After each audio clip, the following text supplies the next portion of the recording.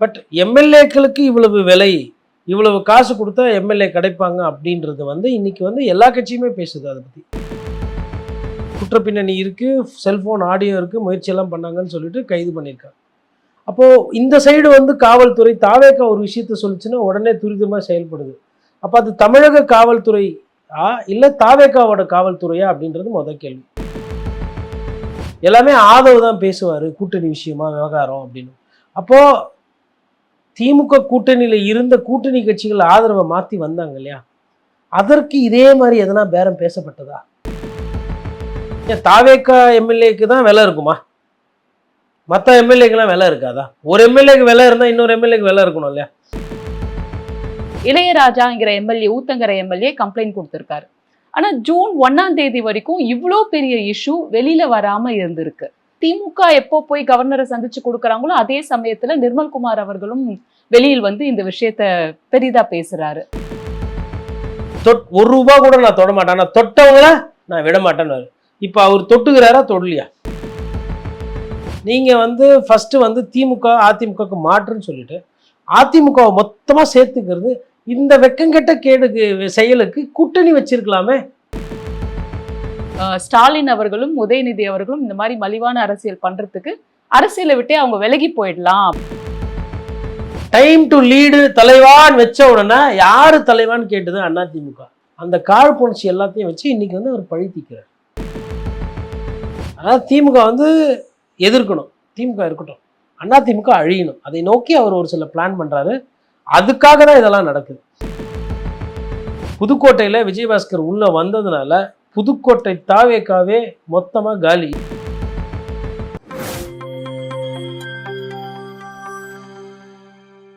நியூஸ்பிக்ஸ் India நேயர்களுக்கு வணக்கம். இன்றைய நேர்காணலில் நம்மோடு இணைந்திருக்கிறார் மூத்த பத்திரிகையாளர் திரு கோட்டீஸ்வரன் அவர்கள். சார் வணக்கம். மேடம் வணக்கம். நேயர்களுக்கு அன்பு வணக்கம். நேத்துக்கில இருந்து நம்ம டெவலப்மெண்ட்ஸ் பார்த்தோம்னாக்கா அப்படியே ஒரு த்ரில்லிங்கா போற மாதிரி தான் இருக்கு.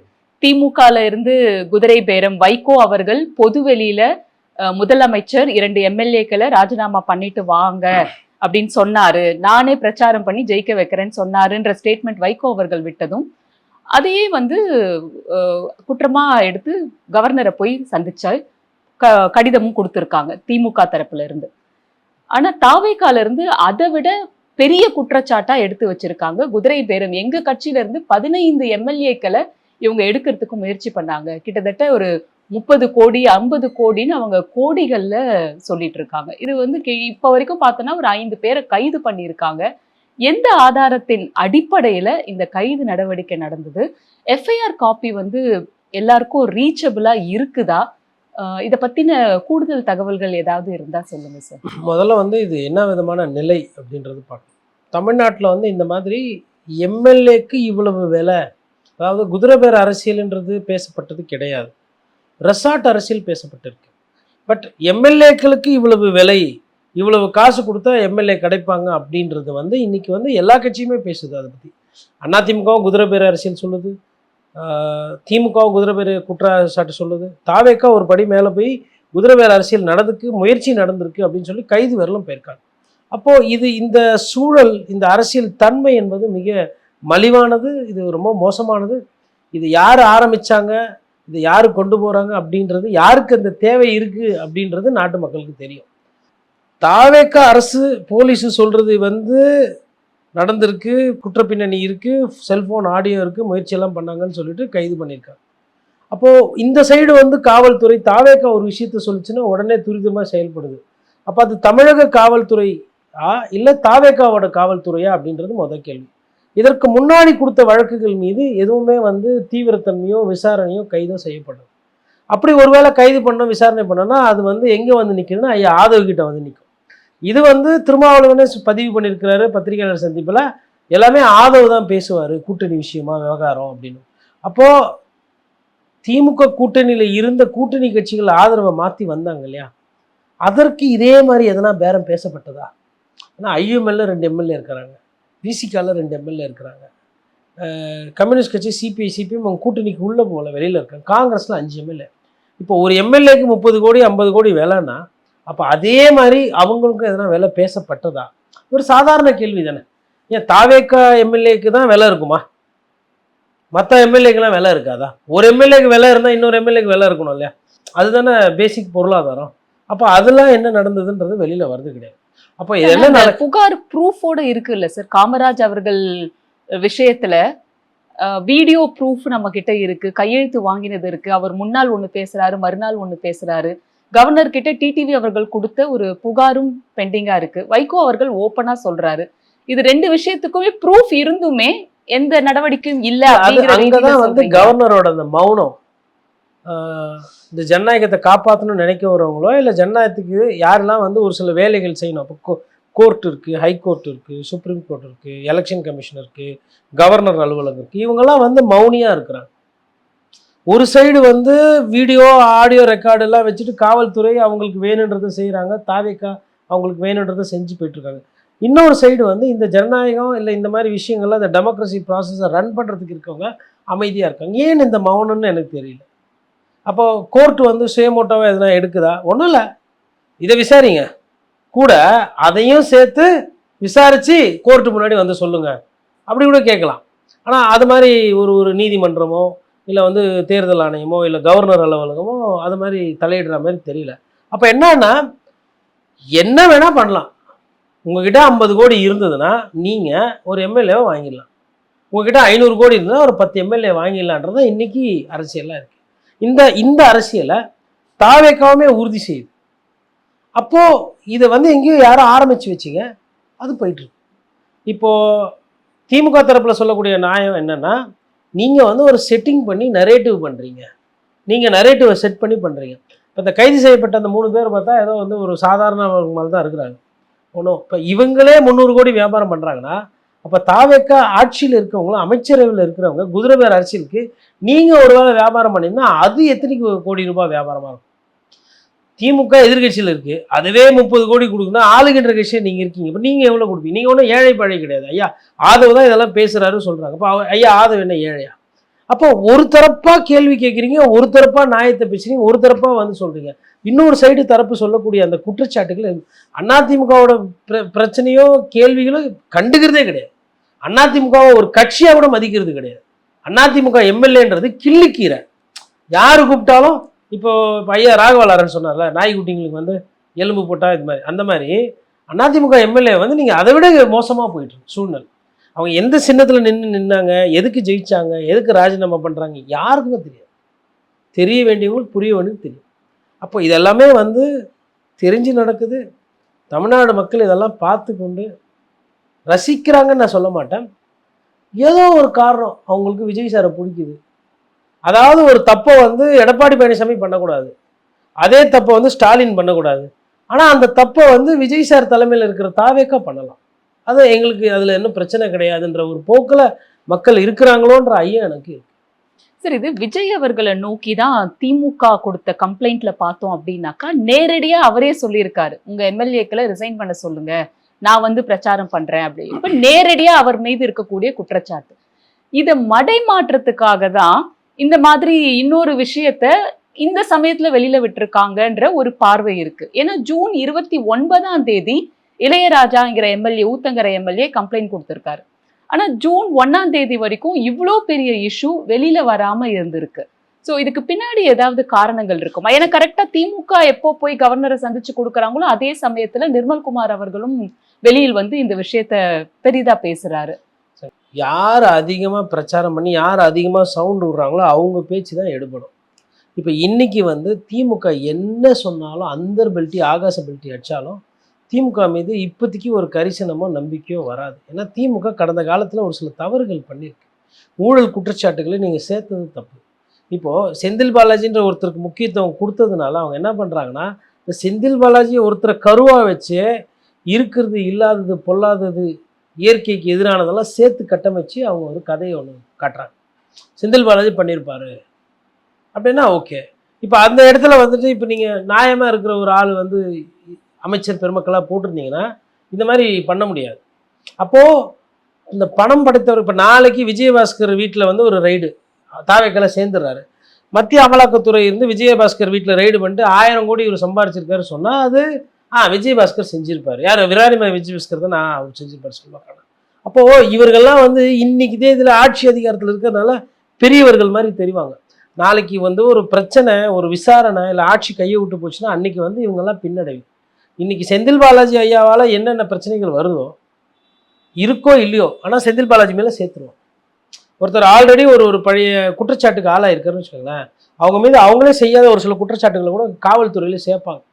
அந்த லிஸ்ட்டில் வந்து இதெல்லாம் சேருதுன்ற மாதிரி எனக்கு ஒரு சந்தேகம் ஒன்று. ரெண்டாவது, இந்த எவிடன்ஸ் நீங்கள் சொன்னீங்க. இப்போ இந்த சைடில் எவிடன்ஸ்லாம் கொடுத்துருவாங்க. என்னன்னா அதை காவல்துறையோ தாவேக்காவோ ஏற்றுக்க. ஏன்றா அவங்க சாதாரண அரசியல்வாதிகள். அவங்க கொள்ளையடிச்சாங்க, திருடினாங்க, ஊழல் பண்ணாங்க, குதிரை பேர் அரசியல் பண்ணுறாங்க, இல்லை ஏதோ ஒன்று ரெசார்ட் அரசியல், நாங்களும் அதை பண்ணுவோன்றது தான் அவங்களோட நோக்கம். ஆனால் பிரச்சாரத்தை போது சொல்லும்போது தூய்மை அரசியல் கொடுப்பேன், நான் ஒரு ரூபா கூட நான் தொட மாட்டேன், நான் தொட்டவங்கள நான் விட மாட்டேன்னு. இப்போ அவர் தொட்டுக்கிறாரா தொடலையா?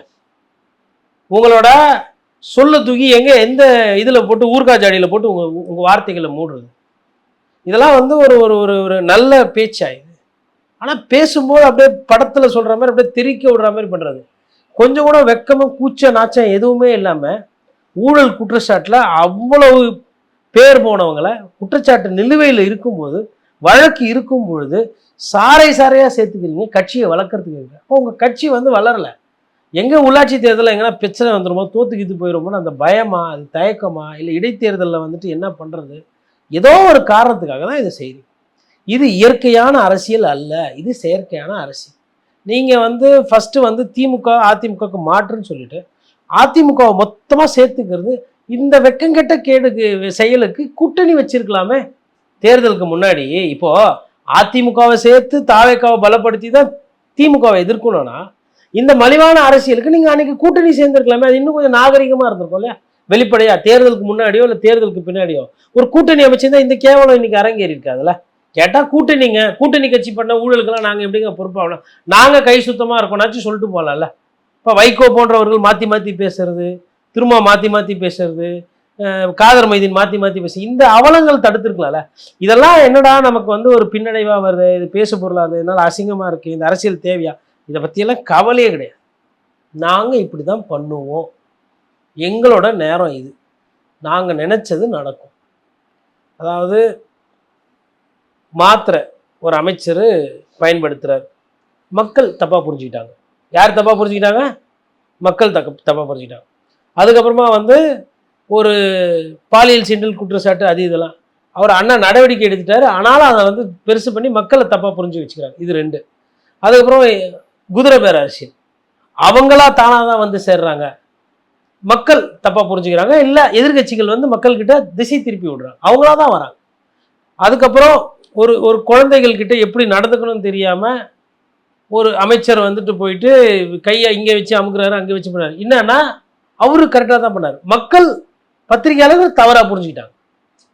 அப்போ எல்லாமே நாங்கள் தப்பாக புரிஞ்சுக்கிறோம், நீங்கள் எல்லாம் ரொம்ப கரெக்டாக சரியாக தான் செய்கிறீங்க. நீங்கள் வந்து வார்த்தை மாறல, பரந்தூர் விமான நிலையம் நான் வந்தவொன்னே ரத்துன்னீங்க, நீங்கள் வார்த்தையை மாறல. மேல் விவசாயி பிரச்சனைக்கு நீங்கள் போராட்டம் பண்ணீங்க, நீங்கள் வார்த்தை மாறல. நான் வந்த உடனே ஃப்ரீ பஸ் எல்லா இடத்துலையும் விடுவீங்க, நீங்கள் வார்த்தை மாறல. குழந்தைகளுக்கு வந்து அப்போ பண்ணப்பட்ட பிரச்சனைனா விஜய் நான் சொந்த செலவில் கூட மோதிரம் போட்டு விடுவாருன்னாங்க. இப்போ இன்றைக்கி என்னென்னா அரசு மருத்துவமனை ஒண்டி தான், தனியார் மருத்துவமனை பற்றியோ மற்ற குழந்தைகள் பற்றி இல்லை. அப்போது எல்லாமே வந்து நம்ம தப்பாக புரிஞ்சுக்கிறோம். யார் பத்திரிகையாளரோ இல்லை அந்த 65% தாவேக்காக்கு எதிர்த்து ஓட்டு போட்டாங்க இல்லைங்களா, அவங்கெல்லாம் தப்பாக புரிஞ்சுக்கிறாங்க. அவங்க மீது எந்த தப்பும் இல்லை, எல்லாம் விருப்பப்பட்டு தாவேக்காக்கு வந்து சேர்ந்தா விருப்பப்பட்டு சேர்றது. தாவேக்கா கிட்ட வேற யாருன்னா பேசி இருந்தாங்கன்னா அது வந்து குதிரை பேர அரசியல். என்னப்பா இங்கே வந்து சேர்ந்துட்டாங்களேன்னா இல்லைங்க, இது பாசத்தில் பண்ணுறது, அது இல்லை, அது பணத்துக்காக நடந்த முயற்சி. அதனால் இதெல்லாம் வந்து யாருன்னா கேட்கணும், கேட்கறதுக்கு நாதி இல்லை, தமிழ்நாட்டு மக்களுக்கு வேறு வழி இல்லை, விதி இல்லை. திமுகன்ற ஒரு கட்சி தப்பு பண்ணுச்சு, சரி இவங்க எதனா நல்லது பண்ணுவாங்கன்னா இவங்க அதை விட மோசமாக போகிறாங்க. இப்போ டாஸ்மாகில் 10 ரூபா ஒழிச்சிட்டிங்களா? எல்லா கடையிலையும் உங்களால் உறுதியாக சொல்ல முடியுமா 10 ரூபாய் எங்கேயுமே வாங்குறது இல்லைன்னா? ஆனால் 10 ரூபாய்க்கு செந்தில் பாலாஜி வாங்கினாரு, பாட்டெல்லாம் போட்டு டான்ஸ் ஆடி. அப்போ மடைமாற்றம் இருக்கு இல்லையா, அந்த செய்தியையோ இல்லை தன் மீது வரக்கூடிய கேள்விகளை மடைமாற்றி திசை திருப்பதில் சூப்பராக பண்ணுறாரு விஜய். இந்த குதிரை பேரத்தையும் நம்ம அப்படி பார்க்க முடியுமா சார்? முடிஞ்சு போச்சு. அதாவது நீங்கள் ஒரு பத்திரிகையாளர், நீங்கள் புஸ்தகம் படிச்சிருப்பீங்க, உங்களுக்கு வந்து பத்திரிகை துறை சுதந்திரம், நேர்மை, உண்மை எது, இதில் நடந்தது என்னன்றதுக்கு நீங்கள் கேள்வி கேட்குறீங்க. இந்த கேள்விக்கெல்லாம் வந்து இதெல்லாம் மக்கள்கிட்டலாம் எடுபடாது. மக்களை மூளை செலவை செய்து விட்டு நான் உத்தமன், நான் நிரபராதி, நான் உங்களுக்காக தான் வந்திருக்கிறேன், நான் 200 கோடி ரூபாய் எதுக்காக விட்டு வந்தேன்? உங்களுக்காக வந்தேன். எதுக்காக படத்தை விட்டு வந்தேன்? உங்களுக்காக வந்தேன். அதனால தான் அவங்க அந்த வார்த்தைகள் பாருங்க, உங்க விஜய் அண்ணா உங்களுக்காக, உங்கள ஒருத்தன், உங்க குழந்தையா இருப்பேன், உங்க அண்ணனா இருப்பேன், உங்க தம்பியா இருப்பேன், இதை சொல்லி சொல்லி சொல்லி சொல்லி மைண்டு மக்கள்ல ஏத்திட்டு என்ன வேணுமோ அத்தனையும் பண்ணு, ரைட்டு, சகலத்தையும் பண்ணு. கன்னியாகுமரியில் மண் வளத்தை கொள்ளையடிக்க மாட்டேன்னு முன்னாடி சொல்லுவேன், ஆனால் கன்னியாகுமரியில் மண் வளத்தை கொள்ளையடிக்கிறதுக்கு அனுமதி கொடுப்பேன். மண் வளங்கள் எதுவும் போகாதுன்னு சொல்லுவேன், ஆனால் கிழக்கு தொடர்ச்சி மண்ணில் அதுக்கு சம்மந்தமான வேலையை பண்ணுறதுக்கு அனுமதி கொடுப்பேன்.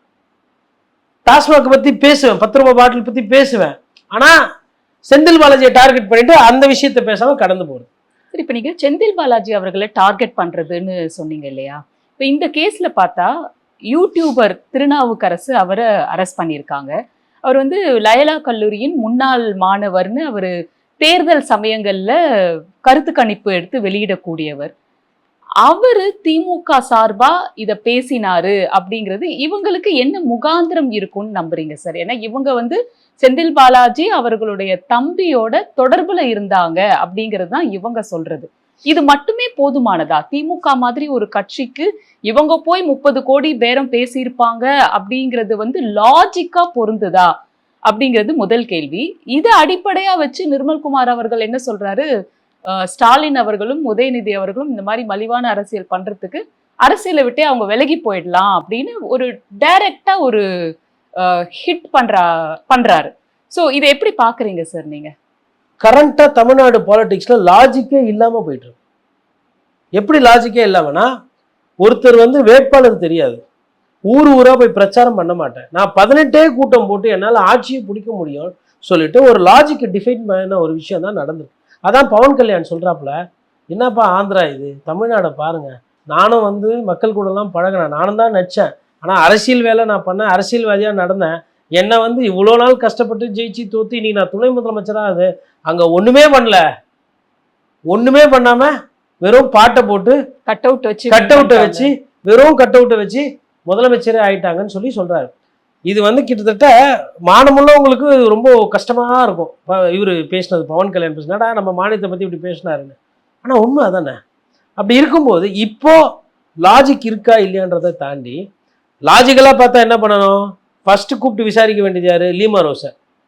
தாவேகவும் அதிமுகவும் பேசிச்சுன்னு நீங்களே, என்ன பேசினாங்க, என்ன நடந்தது, ஏன் அது நின்று போச்சு? 25 எம்எல்ஏ ஏன் மாற்றி ஓட்டு போட்டீங்க? ஒருவேளை இதில் குதிரை பேர அரசியல் இருந்ததா இல்லையா? டிடிவி தினகரன் எவிடன்ஸோடு போய் கம்ப்ளைண்ட் கொடுத்தாரு, அதையும் விசாரிக்கல, அதெல்லாம் எதுவுமே விசாரிக்கல. யார் லாஜிக்கை பற்றி கேள்வி கேட்டது? தமிழ்நாட்டில் மக்கள் எதனா கேட்டாங்களா? இல்லை கரண்ட் இல்லை, அதுக்கு என்ன சொல்கிறாங்க? பியூஷ் கேரியர் பிடிங்க போயிட்டாங்க, திமுக தான் காரணம். மடைமாற்றம் ரொம்ப அழகாக சுலுவாக சூப்பராக பண்ணுறாங்க. அப்போ அந்த மடைமாற்றம் பண்ணுறதுக்கு லாஜிக் தேவை கிடையாது. அப்போ இதில் வந்து என்னென்னா, இன்றைக்கி கரூர் விஜயபாஸ்கருக்கு சொத்து என்ன, விராலிமலை விஜயபாஸ்கருக்கு சொத்து என்ன, சொத்துக்கு வருமானத்துக்கு அதிகமாக இவங்க சொத்து சேர்த்துக்கிறாங்களா இல்லையா?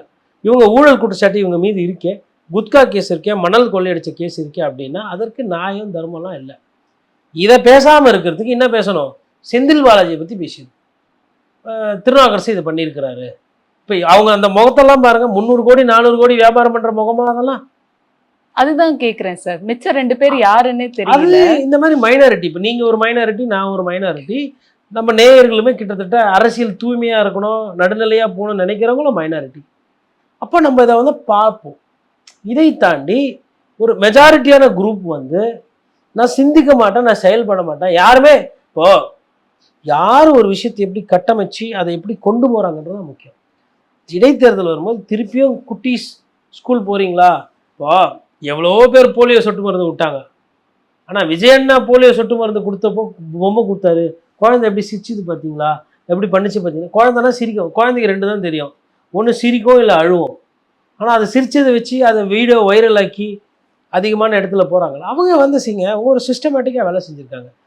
சினிமா மூலயமா காதலன் படத்தில் சொல்லுவாங்க, அது என்ன பூ நினச்சியா பாம்பு வச்சு வச்சு எடுக்கிறதுக்கு, வச்சதுன்னா மொத்தமாக போயிடும் அப்படின்னு. அந்த மாதிரி இந்த சினிமா கவர்ச்சின்றது தமிழ் சமுதாயத்தை வந்து சீரழிக்கிறதுக்கும் சின்ன பின்னமாக்கிறதுக்கும் ஒரு முயற்சி, அதாவது ரொம்ப நாளாக நடந்துச்சு. அதை திமுக வரவேற்றுச்சு, அதிமுக வரவச்சு. இன்னைக்கு அதே ஆளாக அவங்க பாதிக்கப்படுறாங்க. நீங்கள் என்ன செஞ்சீங்களோ நான் என்ன கேட்குறேன், திமுகக்கு எதுக்கு Red Giant Pictures Sun TV நடத்துகிறாங்கன்னா அவங்க அரசியல் விட்டு ஒதுங்கிட்டாங்க. சன் பிக்சர்ஸ் கலாநிதி மாறன், ஐயா தயாநிதி மாறன், அது தயாநிதி கூட விட்ருங்க அரசியல். கலாநிதி மாறன் வந்து எம்எல்ஏவோ அமைச்சராவோ ஆவது கிடையாது, அவர் ஒரு வியாபாரம் பண்ணிட்டு இருக்கிறார். அவர் சன் டிவி சன் பிக்சர்ஸ் தனியாக இருக்குது. திமுகவுக்கு எதுக்கு ப்ரொடக்ஷன் ஹவுஸ், எதுக்கு சினிமா எடுக்க போனீங்க? அப்படி தானே உங்களுக்கு பழக்கம். உதயநிதியும் ஐயா இது விஜய் அவர்களும் இன்னைக்கு எதிரிகள். எதனால் எதிரியானீங்க, யாரால் எதிரியானீங்க அதுக்குள்ளெல்லாம் நான் போகல. அது யாருன்னா வந்துட்டு சினிமா சம்மந்தமானவங்க பேசுவாங்க, நம்ம வேலை அது இல்லை. எதனால் நீங்கள் வந்து சினிமா படம் பண்ணு, அன்னைக்கு நீங்கள் பண்ணது இன்னைக்கு உதைக்குதா? ஆனால் அன்னைக்கே ஜெயலலிதா அவர்களுக்கும் விஜய் அவர்களுக்கும் ஆகாது. அந்த காழ்ப்புணர்ச்சி, அந்த பகையை விஜய் வந்து தீர்த்துக்கிறார். ஆஹா, இந்த கட்சி தானே என்னை கொடநாட்டில் நிற்க வச்சது, இந்த ரெட்டலை தானே என்னை வந்து சிக்கலில் வச்சு, டைம் டு லீடு தலைவான்னு வச்ச உடனே யார் தலைவான்னு கேட்டது அதிமுக. நாங்கள் இருக்கிறோம், நீங்கள் எங்கே இருக்கணுமோ அங்கே இருங்கன்னு சொன்னது. அந்த காழ்ப்புணர்ச்சி எல்லாத்தையும் வச்சு இன்னைக்கு வந்து அவர் பழி தீக்கிறார். மாஸ்டர் படம் ரிலீஸ் அப்போ யார்கிட்ட போய் கேட்டாங்க? அதிமுகவில் தான் கேட்டு பர்மிஷன் வாங்கி எல்லாம் பண்ண. நான் எதுக்கு போய் நின்று கேட்டுக்கிட்டு? அதாவது திமுக வந்து எதிர்க்கணும், திமுக இருக்கட்டும், அதிமுக அழியணும், அதை நோக்கி அவர் ஒரு சில பிளான் பண்ணுறாரு. அதுக்காக தான் இதெல்லாம் நடக்குது. இதில் லாஜிக் இருக்கா, இதில் டைமிங் இருக்கா? இப்போ உள்ளாட்சி தேர்தலுக்கு கட்டமைப்பு வேணும், அதற்கு நம்மக்கிட்ட இருக்கிறது ரசிகர்கள். எதனா தப்பு பண்ணி மாட்டிக்கிறாங்க, மாற்று கட்சியிலேருந்து வந்து சேர்ந்தாங்கன்னா அவங்க சேர்ந்துக்கிட்டோம். இருக்கிற இளைஞர்களை தயார்படுத்தணும், அடுத்து அந்த இளைஞர்களுக்கு அரசியல் சொல்லிக் கொடுக்கணும், அவங்கள நல்வழிப்படுத்தணும், சொந்த கட்சிக்காரனை தூக்கி விடணுன்றதுலாம் இல்லை. இப்போ எழுதி வச்சுக்கோங்க, புதுக்கோட்டையில் விஜயபாஸ்கர் உள்ளே வந்ததுனால புதுக்கோட்டை தாவேக்காவே மொத்தமாக காலி. இப்போ லாஜிக் அப்படின்னு வரும்போது அவங்களுக்கு ஒரு லாஜிக் இருக்குது. என்ன அந்த லாஜிக்? நீங்கள் கேட்டது வந்து இவங்ககிட்ட 300 கோடி இருக்குமா, இவங்கெல்லாம் போய் சொன்னால் அந்த எம்எல்ஏ நம்புவாங்களா? செந்தில் பாலாஜியோட தம்பி கிட்ட தானே பேசினாங்க, இவங்கெல்லாம் முன்னாள் லயலா காலேஜ் மாணவர்கள் சொல்லிக்கிறாங்களே அப்படின்போது அதில் என்ன லாஜிக் இருக்குன்றதை தாண்டி தாவேக்காவை தூக்கி பிடித்து பேசுபவர்களுக்கோ தாவேக்கா தரப்புக்கு ஒரு சில வாதங்கள் பண்ணுவதற்கு ஒரு சில விஷயங்கள் தேவை. அப்போது பாருங்கள், எஃப்ஐஆர் இருக்குது, எஃப்ஐஆர் போட்டுருக்கு போலீஸு, பாருங்கள் ஃபோன் ஆடியோ இருக்குது பாருங்கள், இதெல்லாம் காட்டிட்டு அந்த சைடு தப்பு நடந்துச்சு இல்லையா? ஏன்னா இருக்கும் ஆடியோ, போலீஸ் யாரோட ஆடியோ ரெக்கார்ட் பண்ணியிருப்பாங்க? இந்த சைடு ஆடியோ ரெக்கார்ட் பண்ணிருப்பாங்க, அந்த சைடு ஆடியோவை ரெக்கார்ட் பண்ண மாட்டாங்க. ஏன்னா ஆட்சியில் யாருக்கு அமைச்சர் ஆடியோ நீங்கன்னா லீக் ஆயிருக்கா? அது எப்போனாச்சு ரேரஸ்ட் ஆஃப் ரேர் கேஸில் பிடிஆர் இது லீக் ஆச்சு பாருங்க, அந்த மாதிரி லீக் ஆனதான் உண்டு. மற்றபடி அரசு என்பது பாதுகாக்கப்படும் காவல்துறை, அந்த வேலையை காவல்துறை நல்லா சிறப்பாக பண்ணுது. அதனால் இதில் லாஜிக் இருக்கா, இதில் வந்து நியாயம் இருக்கா, தர்மம் இருக்கா அப்படிலாம் கிடையாது. எங்களுக்கு என்ன தேவையோ அதை செய்யறதுக்கு எங்களுக்கு மக்கள் ஓட்டு போட்டிருக்காங்க.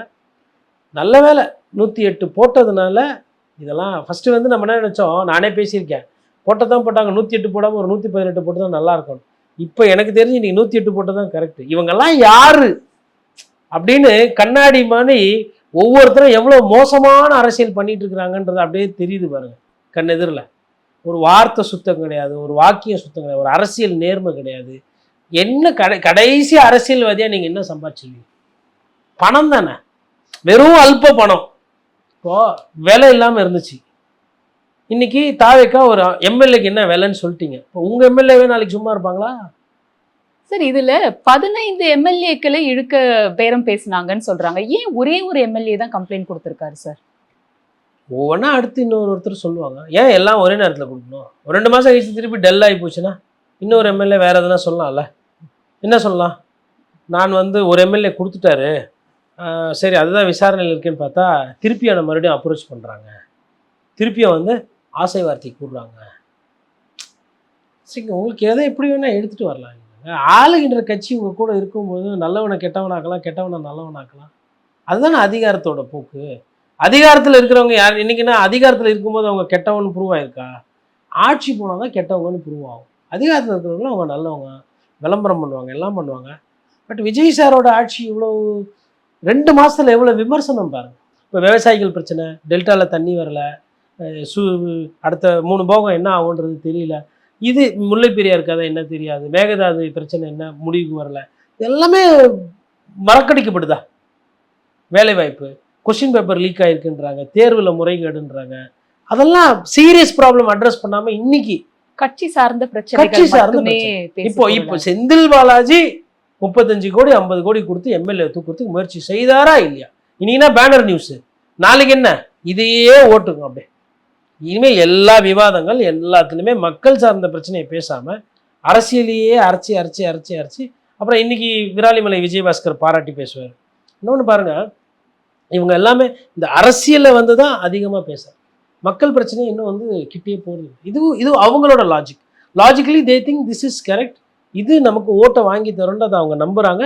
சிறு குழந்தைகள்கிட்ட இளைஞர்கள்கிட்ட போயிட்டு விஜய் அண்ணா போஸ்டரை காட்டுறது, இவர் தெரியுமான்னு கேட்குறது, இவர் இதெல்லாம் செஞ்சு கொடுத்தாரு அப்படின்னு சொல்லிட்டு அவங்களுக்கு தெரியாதுல்ல. ஆம்புலன்ஸ் இவ்வளோ வாங்கியிருக்காருன்னு சொல்லிட்டு பழைய ஆம்புலன்ஸை காட்டினாவோ இல்லை இதுக்கெல்லாம் இவர் தான் காரணம்னா யாருக்கு தெரிய போகுது? எனக்கு இவங்க பண்ணுற அரசியல்லாம் பார்க்கும்போது அதான் தோணுது. இப்போ இன்னைக்கு ஸ்கூல் படிக்கிற பசங்கள்லாம் முடிச்சுட்டு என்ன நினைப்பாங்க? எல்லாமே விஜய் சார் தான் பண்ணி கொடுத்தாரு அவங்க நினைப்பாங்க. நினைக்க வைக்கிறது ஈஸி. ஒரு சாங்கு, ஒரு பாடல், ஒரு சோகமாக ஒரு பாடல், அது மாதிரி இல்லை சந்தோஷமாக ஒரு பாடல் வச்சுட்டு விஜய் சாரோட ஒரு 4 காட்சிகள் வச்சு இந்த மனசு யாருக்குங்க வரும்? என்னது இந்த மனசு? அங்கே பார்த்தா பாலியல் சீண்டலில் செத்து போயிட்டு இருப்பாங்க. ஒரு வயசான பாட்டி இருக்காங்க, இவர் பிரச்சாரத்துக்கு போகிறாரு, ராசா விஜய் ராசா அப்படின்னும் போது இவர் போயிட்டு என்ன பாட்டி நல்லா இருக்கியா, உன் பேரை நான் வரேன், இனிமேல் நம்மளை ஒன்றுமே பண்ண முடியாது அப்படின்ட்டாருன்னா அதை ஒன்று எடுத்து வச்சுட்டு அது ஒரு பாட்டு போட்டு இந்த மனசு யாருக்குங்க வரும்? இந்த வயசான பாட்டிக்கிட்ட பாருங்கள், நீங்கள் விஜய் அண்ணாவோட அன்பை பாருங்கள், விஜய் அண்ணாவோட அக்கறையை பாருங்கள் அப்படின்னு அதுக்கு ஒரு 10 லட்சம் பேர் 15 லட்சம் பேர் கமெண்ட் போட்டு இதையே ஓட்டி அப்படியே ஜெயிச்சினே போயிட்டே இருக்க வேண்டியதான்.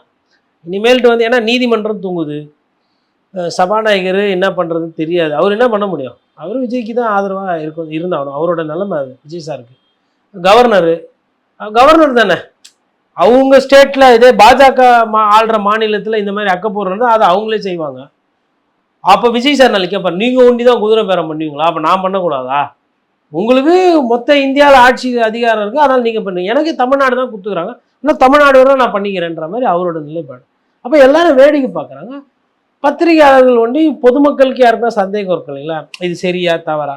அதனால நம்ம கருத்து சொல்றோம். சரி, இப்போ ஒரு பார்வை ஒண்ணு வைக்கிறாங்க. முதல்வர் அவர்கள் கரூருக்கு போறதா சொல்றாங்க, ஜூலை 10-11 தேதி போல. அதற்கு முன்னாடி செந்தில் பாலாஜி அவர்களை வந்து ஃபிக்ஸ் பண்ணி கைது பண்ணணும் அப்படிங்கிறது ஒரு குறிக்கோளா இருக்கு அப்படின்னு சொல்றாங்க. இது திமுக முன்னாள் அமைச்சர் கூட அதுக்காக தான் செந்தில் பாலாஜி அவர்களை குறிவைத்தே காய் நகர்த்தப்படுகிறது அப்படின்னு சொல்லி எதிர்வினையாற்றி இருக்கிறாங்க. இதுக்கு தொடர்பு இருக்கிறதா நீங்க பாக்குறீங்களா? கரூர்ல நடந்த துயர சம்பவத்துக்கு செந்தில் பாலாஜி தான் காரணம்னு சொல்லிட்டு ஒரு ஸ்ட்ராங்கான பிரச்சாரத்தை தாவேகா முன்னெடுத்துச்சு. செந்தில் பாலாஜி அந்த ஊர் புதுசா அவரு போல, அவர் வீடு எங்க இருக்கோ அங்கதான் இருக்கிறார் செந்தில் பாலாஜி.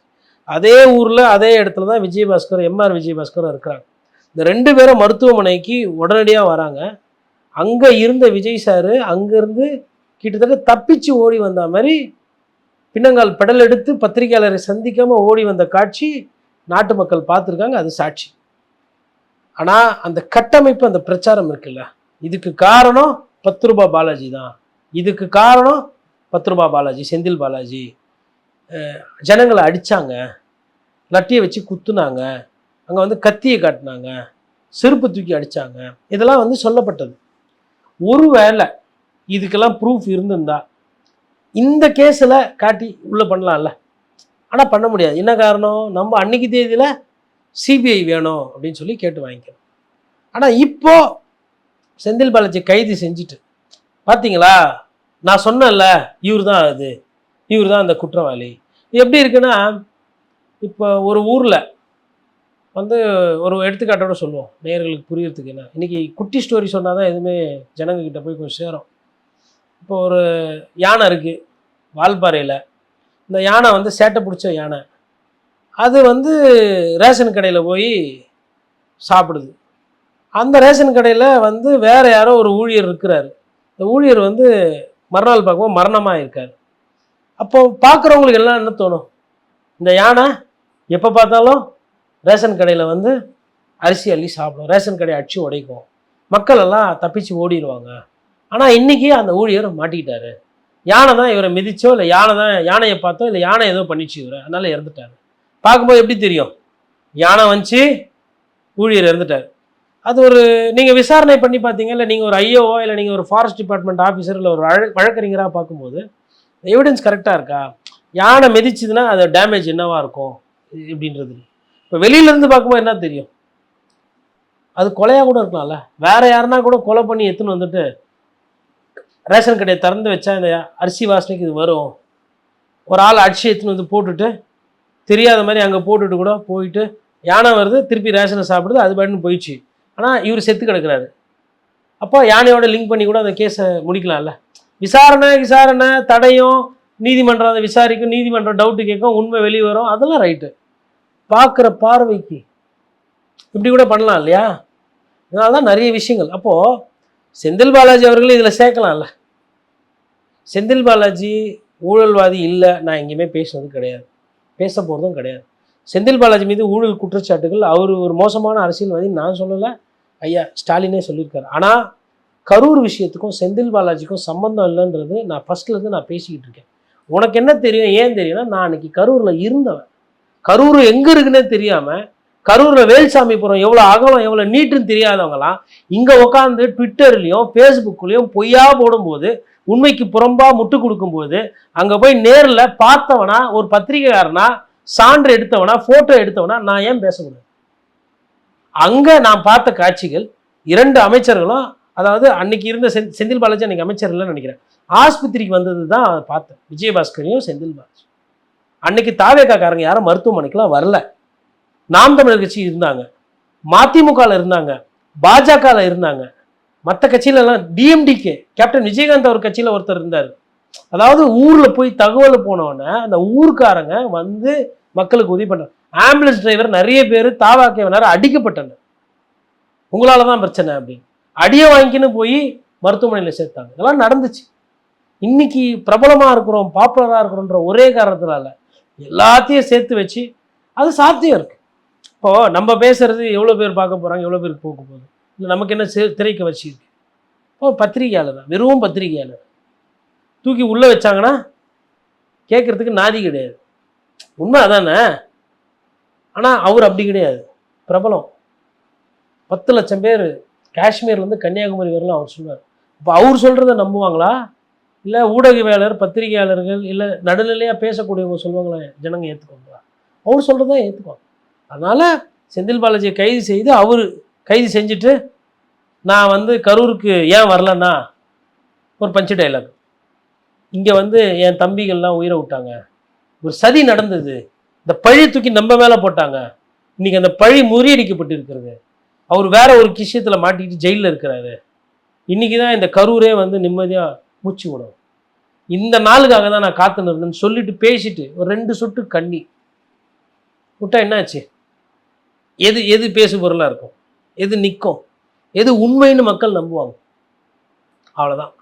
ஸோ பப்ளிக்கை எப்படி எமோஷ்னலாக ஹேண்டில் பண்ணும், பப்ளிக்கிட்ட எப்படி நரேட்டிவ் செட் பண்ணுன்றதுல as an actor, as a politician, as a chief minister Vijay அண்ணாக்கு வந்து அங்கே வந்து 5 ஸ்டார் ரேட்டிங். இதில் வந்து போய் வேறு யாரும் எதுவும் பண்ண முடியாது. அதனால் செந்தில் பாலாஜி அவரே எனக்கு தெரிஞ்சு வாலண்டியராக வண்டியில் போய் அப்போ அரெஸ்ட்லாம் பண்ண போகிறீங்கன்னு சொல்கிறீங்க, நானே அரெஸ்ட் ஆகிக்கிறேன்னு சொல்லிட்டு அவரே அரெஸ்ட் ஆகிக்கிறது நல்லது. இதே நிலைமை நாளைக்கு இன்னைக்கு தாவேக்காவை நம்பி போய் சேர்றீங்களே ஊழல்வாதிகள், அவங்களுக்கும் வரலாம். காட்சிகள் மாறும், கட்சிகள் மாறும், ஆனால் எல்லாம் ரிப்பீட் ஆகும். History repeats it self. இன்னைக்கு நீங்கள் பண்ணுறது வந்து ஒரு ஆரோக்கியமான அரசியல், ஆக்கப்பூர்வமான அரசியல் கிடையாது. நன்றி சார், பல தகவல்கள் பகிர்ந்துக்கிட்டீங்க. வணக்கம். வணக்கம்.